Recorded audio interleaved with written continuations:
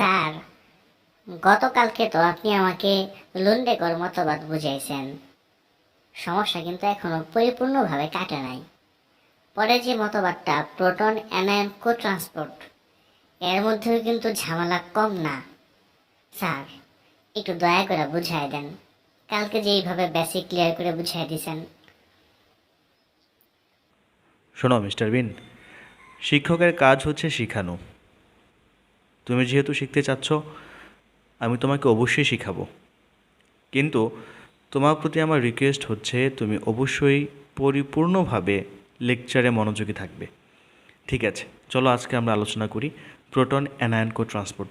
আচ্ছা মিস্টার বিন, তুমি কি জানো বাংলাদেশের প্রত্যন্ত অঞ্চলে এমন অনেক স্টুডেন্ট থাকে যাদের আর্থিক অবস্থা ভালো নয়, সুযোগ সুবিধা বঞ্চিত, কিন্তু আল্লাহ তাআলা তাদের মধ্যে এমন পটেনশিয়ালিটি দিয়ে রেখেছে, তাদেরকে যদি যদি একটু সুযোগ করে দেয়া হয়, ওই স্টুডেন্টসগুলো বাংলাদেশে সবচেয়ে ভালো করে।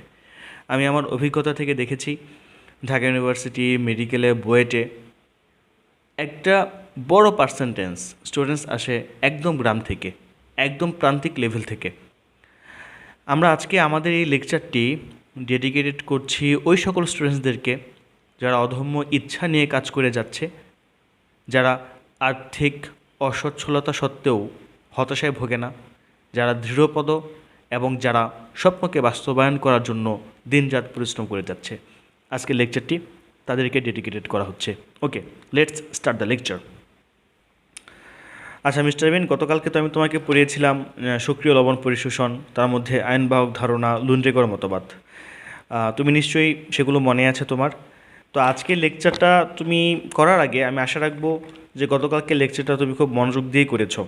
আজকে আমি তোমাকে পড়াবো প্রোটন অ্যানায়ন কো ট্রান্সপোর্ট, তারপর পড়াবো লেসিথিন বাহক ধারণা। চলো আমরা আজকে আলোচনা করব প্রোটন অ্যানায়ন কো ট্রান্সপোর্ট। তো প্রোটন অ্যানায়ন কো ট্রান্সপোর্ট এই অংশটুকু বোঝার জন্য কয়েকটি বেসিক কনসেপশন একেবারে ক্রিস্টাল ক্লিয়ার করা উচিত। তার মধ্যে একটি হচ্ছে কো ট্রান্সপোর্ট, একটি হচ্ছে ইলেকট্রোকেমিক্যাল গ্রেডিয়েন্ট, একটা হচ্ছে এটিপিএস, একটা হচ্ছে এটিপি এবং আরেকটি হচ্ছে প্রোটন পাম্প। এই পাঁচটা জিনিসের বেসিক ক্লিয়ার থাকলে তোমার আর এই লেকচার কেন, বায়োলজির অনেক পার্ট নিয়ে কোনো ঝামেলা হবে না। চলো আমরা প্রথমে বুঝি কো ট্রান্সপোর্ট মানে কি।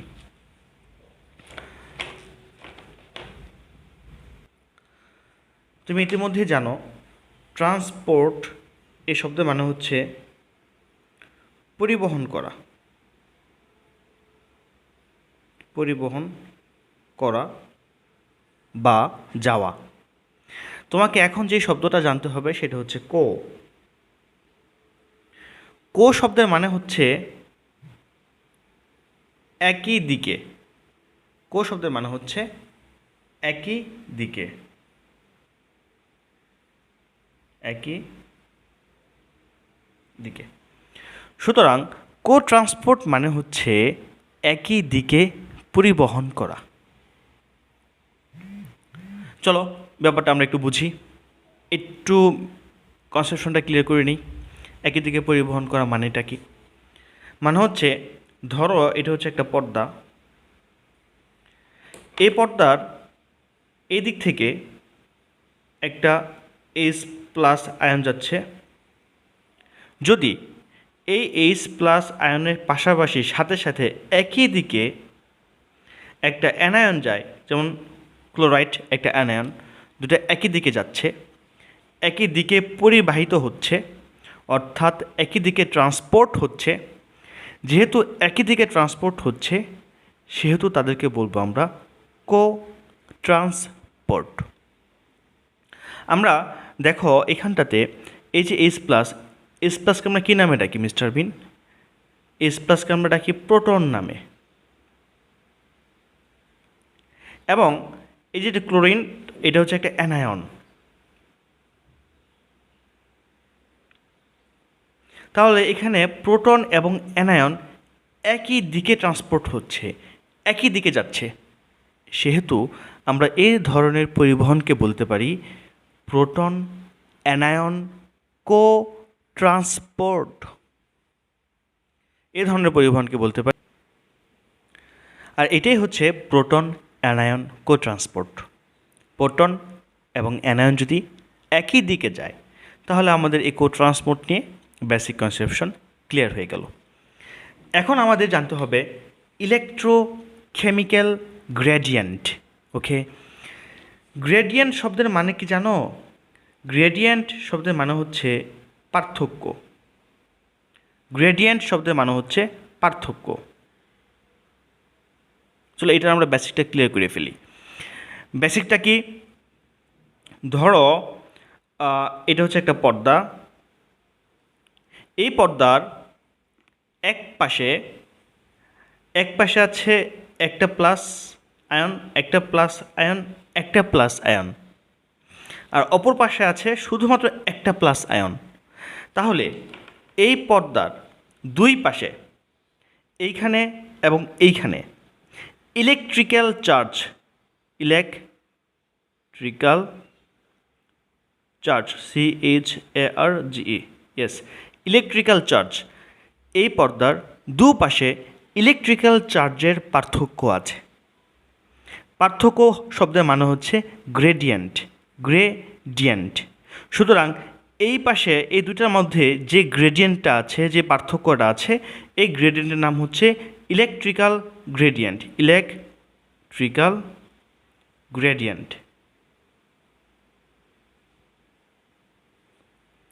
আচ্ছা, ইলেকট্রিক্যাল গ্রেডিয়েন্টের লাভটা কোথায়? ইলেকট্রিক্যাল গ্রেডিয়েন্টের লাভটা হচ্ছে যে কখনো যদি চার্জ কোথাও বেশি হয় তখন এই পাশ থেকে চার্জ এখানে আসবে, এসে এটাকে সমতা করে দিবে। ইলেকট্রিক্যাল গ্রেডিয়েন্ট শব্দের মানে কি তাহলে? ইলেকট্রিক্যাল গ্রেডিয়েন্ট শব্দের মানে হচ্ছে দুটা জায়গার মধ্যে ইলেকট্রিক্যাল চার্জের পার্থক্য, কোথাও বেশি আছে, কোথাও কম আছে। এখন আমরা দেখব কেমিক্যাল গ্রেডিয়েন্ট। কেমিক্যাল গ্রেডিয়েন্টটা কি? ধরো এটা একটা পর্দা। এই পর্দাটার এইখানে আছে সোডিয়াম আয়ন, আছে হাইড্রোজেন আয়ন, আছে পটাশিয়াম আয়ন। টোটাল 3টা আয়ন আছে, সোডিয়াম, হাইড্রোজেন এবং পটাশিয়াম। আর এইখানে আছে শুধুমাত্র পটাশিয়াম আয়ন। তাই যদি হয় তাহলে এইখানে যে গ্রেডিয়েন্ট শব্দের মানে হচ্ছে পার্থক্য, এইখানে যে গ্রেডিয়েন্টটা তৈরি হয়েছে এগুলো হচ্ছে এক ধরনের কেমিক্যাল সাবস্টেন্স। সোডিয়াম একটা কেমিক্যাল সাবস্টেন্স, হাইড্রোজেন একটা কেমিক্যাল সাবস্টেন্স, পটাশিয়াম একটা কেমিক্যাল সাবস্টেন্স। এক পাশে 3টে কেমিক্যাল সাবস্টেন্স আছে বা পদার্থ আছে, অপর পাশে আছে একটি মাত্র কেমিক্যাল সাবস্টেন্স। সুতরাং এইখানে যে গ্রেডিয়েন্ট সৃষ্টি হয়েছে এই গ্রেডিয়েন্টের নাম হচ্ছে কেমিক্যাল গ্রেডিয়েন্ট।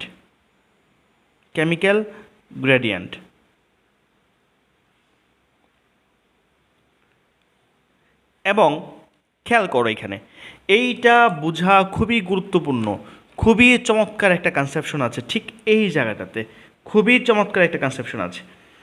সেই কনসেপশনটা হচ্ছে এইখানে কেমিক্যাল সাবস্টেন্স আছে 3টা আর এইখানে কেমিক্যাল সাবস্টেন্স আছে একটা। সুতরাং তার নাম হচ্ছে কেমিক্যাল গ্রেডিয়েন্ট। পার্থক্য, দু জায়গার পার্থক্য আছে, কেমিক্যাল সাবস্টেন্সের পার্থক্য আছে। কেমিক্যাল সাবস্টেন্স গ্রেডিয়েন্ট মানে হচ্ছে পার্থক্য। কিন্তু অদ্ভুত ব্যাপার হচ্ছে এই সাবস্টেন্সগুলোর সাথে সাথে একটা করে চার্জও আছে। দেখো এখানে একটা ধনাত্মক চার্জ, এখানে একটা ধনাত্মক চার্জ, এখানে একটা ধনাত্মক চার্জ, কিন্তু এইখানে ধনাত্মক চার্জ আছে একটা। তাহলে এইখানে যদি আমরা শুধু চার্জের হিসাব করি, এটাকে বন্ধ করে দিই, শুধুমাত্র চার্জের হিসাব করি এরকমভাবে, তাহলে কি আমরা বলতে পারি না এখানে ইলেকট্রিক্যাল গ্রেডিয়েন্টও আছে? অর্থাৎ এখানে 3টা চার্জ আছে আর এখানে একটা চার্জ আছে, তার মানে ইলেকট্রিক্যাল যে চার্জ তারও গ্রেডিয়েন্ট আছে, তারও পার্থক্য আছে। তো একই সাথে দেখো কেমিক্যাল সাবস্টেন্সেরও পার্থক্য আছে, পাশাপাশি চার্জেরও পার্থক্য আছে। তার মানে কেমিক্যাল সাবস্টেন্সেরও পার্থক্য আছে, কেমিক্যাল গ্রেডিয়েন্ট, সাথে কিসের পার্থক্য আছে? ইলেকট্রিকের চার্জের পার্থক্য আছে। এই জন্য এই টোটাল পরিবর্তনকে আমরা বলতে পারি ইলেকট্রোকেমিক্যাল গ্রেডিয়েন্ট। অর্থাৎ একই সাথে কেমিক্যাল সাবস্টেন্সেরও পার্থক্য আছে এবং ইলেকট্রিক্যাল চার্জেরও পার্থক্য আছে। এই ধরনের পার্থক্য বলছি আমরা কেমিক্যাল গ্রেডিয়েন্ট। আশা করি ইলেকট্রোকেমিক্যাল গ্রেডিয়েন্ট নিয়ে তোমার আর কোনো প্রশ্ন নাই। এখন আলোচনা করব এটিপিএস মানে কি এবং এটিপি মানে কি। ইয়েস, এই দুইটা বোঝা খুবই দরকার। So much important for your basic conception clearation. Okay, now please put your concentration here. ATP এবং আরেকটা শব্দ হচ্ছে ATPase. What is the basic difference between ATP and ATPase? দেখো, কোনো শব্দের শেষে যদি এএসিএস থাকে তার মানে হচ্ছে এনজাইম। তাহলে এটিপিএস হচ্ছে একটা এনজাইম যা এটিপির উপরে কাজ করে। এবং এটিপি আমরা জানি সবাই অ্যাডিনোসিন ট্রাইফসফেট। তোমাকে যদি কখনো বলা হয় যে শক্তি উৎপাদন করো, তখন তুমি সবসময় একটা রিয়েকশন করবা।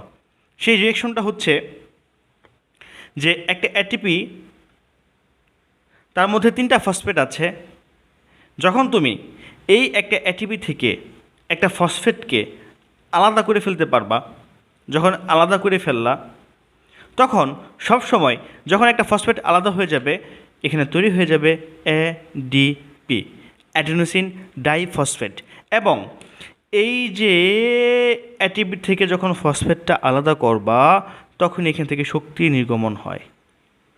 ওকে, আমি তোমাদেরকে বেসিকটা আরেকটু ক্লিয়ার করে দিচ্ছি। আরেকটু ক্লিয়ার বলতে এই হচ্ছে অ্যাডিনোসিন, এই ব্যাটার নাম হচ্ছে অ্যাডিনোসিন। এবং আমি তার মধ্যে একটা হাত লাগাবো যে হাতের নাম হচ্ছে ফসফেট। অর্থাৎ এই একটা ফসফেট মানে হচ্ছে একটা শক্তি, যে শক্তিটা এই অ্যাডিনোসিন ধরে রেখেছে। এখন আমরা তার সাথে আরেকটা ফসফেট দিয়ে দিব। ফসফেট মানে হচ্ছে শক্তি, তার মানে এই অ্যাডিনোসিন আরও একটা শক্তিকে ধরে রেখেছে, তার মধ্যে আবদ্ধ করে রেখেছে। আমি যদি আরেকটা ফসফেট দিয়ে দিই এইখানটাতে, তার মানে হচ্ছে এই অ্যাডিনোসিন 3টা ফসফেটকে শক্তি হিসাবে ধরে রেখেছে। তাহলে এটিপি হচ্ছে শক্তির সঞ্চিত রূপ, সেই শক্তিকে ধরে রাখে। এখন কখন তুমি এই শক্তিটাকে পাবা? যখন তুমি তাকে ভেঙে ফেলবা। একে ভাঙলে ফসফেট আলাদা হয়ে গেল, তার মানে শক্তি আলাদা হয়ে গেল। একে ভাঙলে ফসফেট আলাদা হয়ে গেল, তার মানে শক্তি আলাদা হয়ে গেল। তাহলে আমরা এটিপি থেকে শক্তি কখন পাবো? যখন এই এটিপিকে ভাঙবো, ভাঙার পরে যখন একটা ফসফেট বের হয়ে যাবে, তার মানে একটা শক্তি বের হয়ে গেল এবং তৈরি হলো এডিপি। আমি যদি আমার আজকের লেকচারে কোথাও বলি যে এই জায়গাটাতে শক্তি প্রয়োজন, তখন তোমরা তৎক্ষণাৎ এই এটিপিকে ধরে এটাকে ভেঙে এটিপি বানাবা, একটা ফসফেটকে আলাদা করে দিবা। এই ফসফেটটা গিয়ে তোমার এখানে শক্তি প্রদান করবে। এখন দেখো, এই হচ্ছে এটিপি। এখন যে ব্যক্তিটা এটিপিকে ভাঙবে, যে এনজাইমটা এটিপিকে ভাঙবে, ধরো এটা হচ্ছে সেই এনজাইম, এই যে এনজাইম এটিপিকে ভাঙবে, yes, this is the enzyme. Say enzyme সব সময় এটিপিকে ভাঙে, এই এনজাইম সব সময় এটিপিকে ভাঙে। যেহেতু এই এনজাইম এটিপিকে ভাঙে, সেহেতু এই এনজাইমের নাম হচ্ছে এটিপি, এনজাইম থেকে এএসই, এটিপিএস। তাহলে হোয়াট ইজ এটিপিএস? এটিপিএস হচ্ছে একটা এনজাইম যা এটিপিকে ভাঙে। আর হোয়াট ইজ এটিপি? এটিপি হচ্ছে শক্তি। কিভাবে রাখে? তা হাতের মধ্যে আবদ্ধ করে রাখে। কখন তুমি শক্তিটা পাবা? যখন এই এটিপিকে ভেঙে এটিপি উৎপাদন করবা, তখনই তুমি শক্তি পাবা। তাহলে আমাদের এই এটিপি এবং এটিপিএস এই কনসেপশনও ক্লিয়ার হয়ে গেল। বাকি থাকে কি? বাকি থাকে পাম্প, প্রোটন পাম্প। পাম্প মানে কি? ইয়েস, পাম্প মানে কি? পাম্প মানে তো আমরা জানি, যেমন ধরো ওয়াটার পাম্প। ওয়াটার পাম্পের কাজ হচ্ছে, এটা হচ্ছে একটা মোটর। এই মোটরের কাজ হচ্ছে পানিগুলোকে মাটির নিচে থেকে পানিগুলো নিয়ে বাইরে বের করে দেয়া। তাহলে ওয়াটার পাম্পের কাজ হচ্ছে ওয়াটারকে পাম্প করা। এখন যদি এমন একটা পাম্প পাও যে পাম্প প্রোটনকে, এখানে প্রোটন আছে, প্রোটন মানে হচ্ছে H+, প্রোটন আছে, প্রোটনকে বের করে দেয়, ধরে ধরে ধরে ধরে প্রোটনকে বের করে দেয়, তাহলে এই পাম্পের নাম হবে প্রোটন পাম্প। তাহলে আমাদের প্রোটন অ্যানায়ন কো ট্রান্সপোর্ট এই লেকচারটা সহজ করার জন্য আমাদের বেসিক কনসেপশন ক্লিয়ার করতে হয়েছে কো ট্রান্সপোর্ট সম্পর্কে, আমরা জেনেছি ইলেকট্রোকেমিক্যাল গ্রেডিয়েন্ট সম্পর্কে, জেনেছি ATPS সম্পর্কে, এটিপি সম্পর্কে এবং প্রোটন পাম্প সম্পর্কে। চলো এখন আমরা প্রোটন অ্যানায়ন কো ট্রান্সপোর্টে চলে যাই। ধরে নিলাম এটা একটা কোষ। তো একটা কোষের আবরণ কয়টা থাকে? বাইরের আবরণ কোষ ঝিল্লি হচ্ছে দ্বিস্তর বিশিষ্ট বা দ্বিস্তরী। তাহলে আমাদের কোষে এখানে আবরণ আছে একটা, তার মানে এখানে আরও আরেকটা আবরণ দিতে হবে। তাহলে আমি এখানে আরেকটা আবরণ আঁকলাম, এ হচ্ছে দ্বিস্তরী আবরণ দ্বারা আবৃত হচ্ছে আমার কোষ। এখন আমি এই কোষের চারদিকে, এই যে চারদিকে প্রচুর পরিমাণ আয়ন আছে। এখন আমরা এইখান থেকে আয়নটা কোষের ভিতরে প্রবেশ করাবো। কিভাবে করাবো চলো একটু দেখি। তো যেহেতু লেকচার আমরা একটা কোষের যেহেতু দুইটা আবরণ থাকে, তাহলে আমরা শুধুমাত্র এখানে কাজ করব, এটুককে নিয়ে কাজ করব। অর্থাৎ যদি এখান থেকে আয়নটা এটাকে ক্রস করে এখানে আসতে পারে, এখান থেকে ক্রস করে এখানে যেতে পারে, তার মানে সে কোষের ভিতরে প্রবেশ করতে পারবে। তাহলে শুধুমাত্র আমরা এটুক নিয়ে আলোচনা করব। তাহলে আমরা শুধুমাত্র এই অংশটুকুকে জুম করব, এই অংশটুকু জুম করব। ওকে,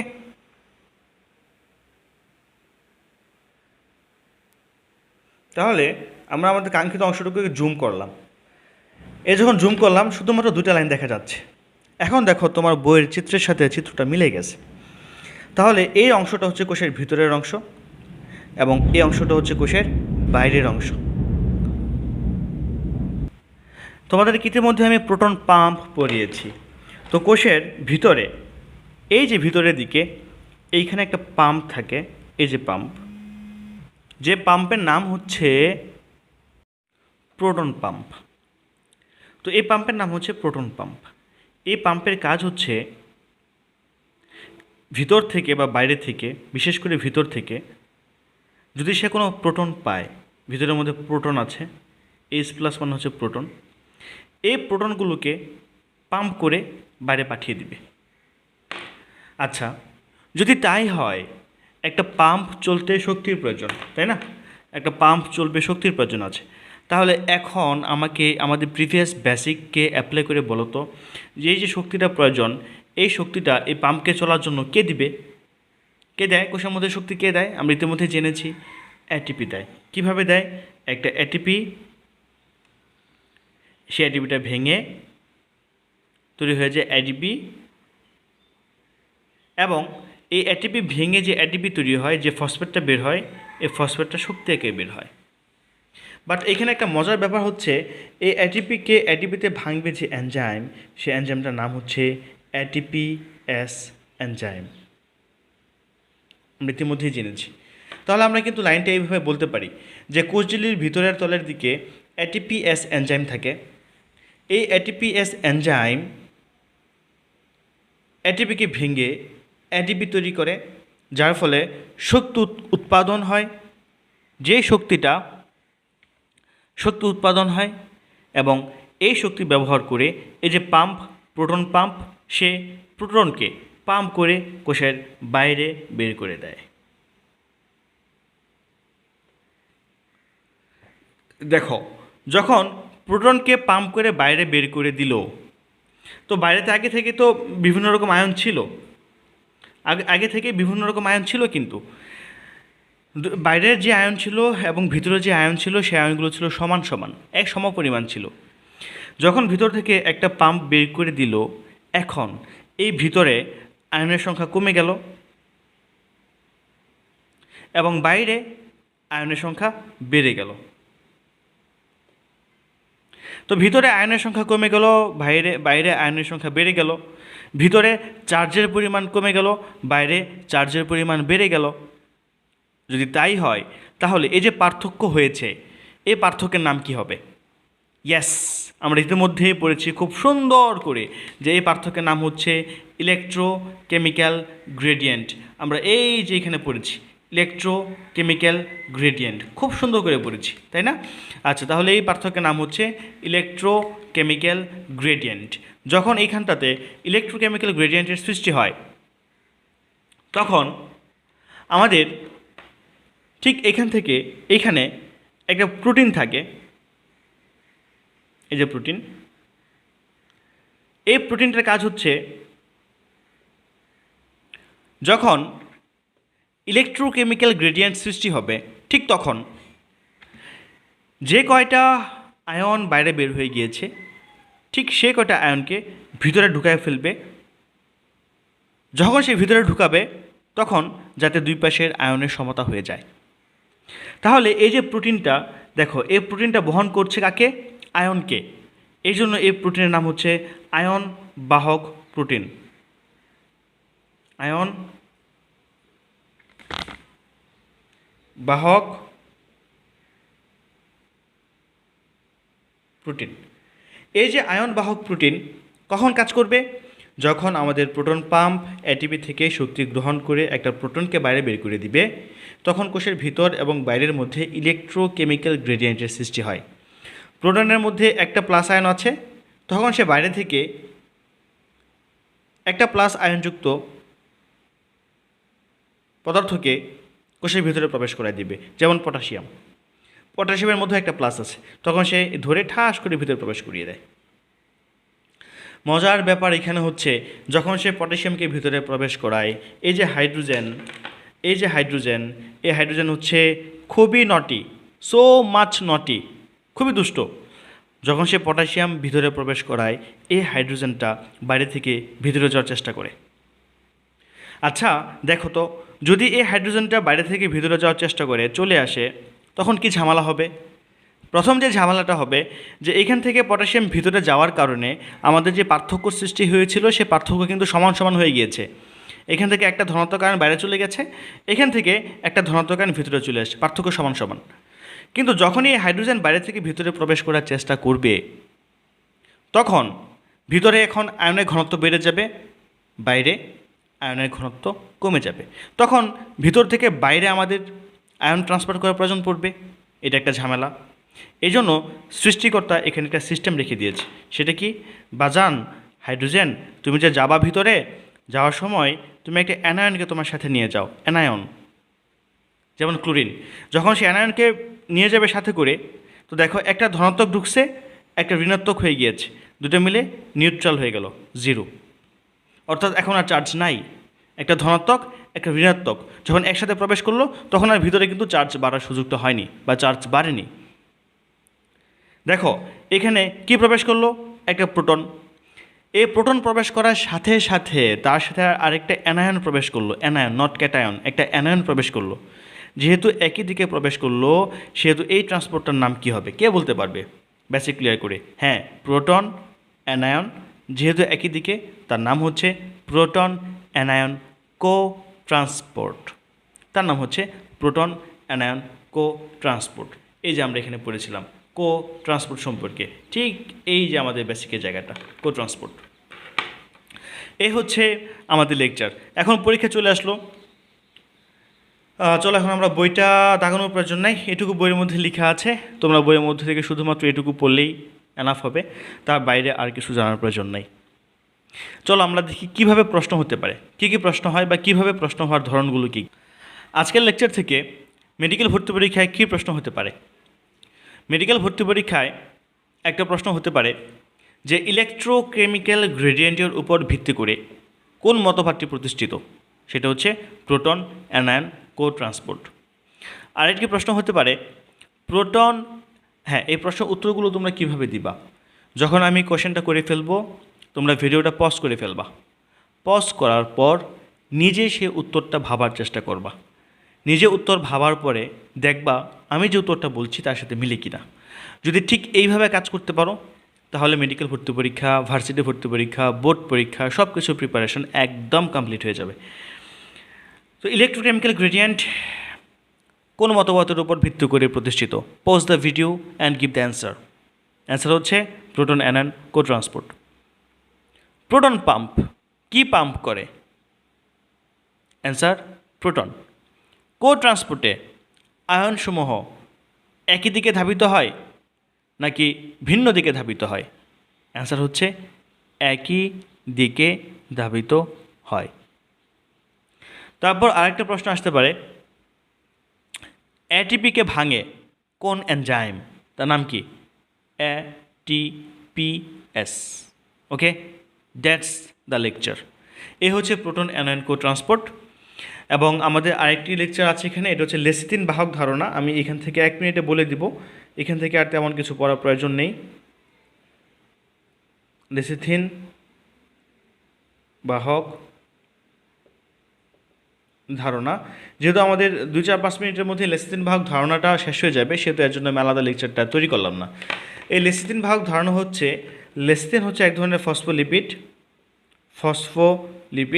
ফসফোলিপিড কি, এটা নিয়ে আমরা বিস্তারিত আলোচনা করেছি প্রথম পত্রের 3য় অধ্যায়ে আমরা বিস্তারিত আলোচনা করেছি। এই ফসফোলিপিডগুলো থাকে কোষ মেমব্রেনের মধ্যে। ফলে এই ফসফোলিপিডের মধ্য দিয়ে যে আয়নগুলো বাইরে থেকে ভিতরে প্রবেশ করে, এই যে ধারণা, এই ধারণার নাম হচ্ছে লেসিথিন বাহক ধারণা। প্রশ্ন হবে কি, লেসিথিন কি? লেসিথিন কি? প্রশ্ন হচ্ছে লেসিথিন হচ্ছে এক ধরনের phospholipid. Okay, that's the lecture. Thanks for watching and আবারও দেখা হচ্ছে নতুন কোনো ভিডিও নিয়ে, নতুন কোনো টপিকস নিয়ে পড়ার টেবিলে। তোমাদের প্রতি অনুরোধ, তোমরা অবশ্যই লেকচারগুলো ধারাবাহিক দেখবে এবং আমাদের ডিসক্রিপশন বক্সে আমাদের ফেসবুক পেজ, ফেসবুক গ্রুপের লিঙ্ক দেওয়া আছে, যদি ইচ্ছা হয় তোমরা জয়েন করতে পারো। আসসালামু আলাইকুম ওয়া রাহমাতুল্লাহ।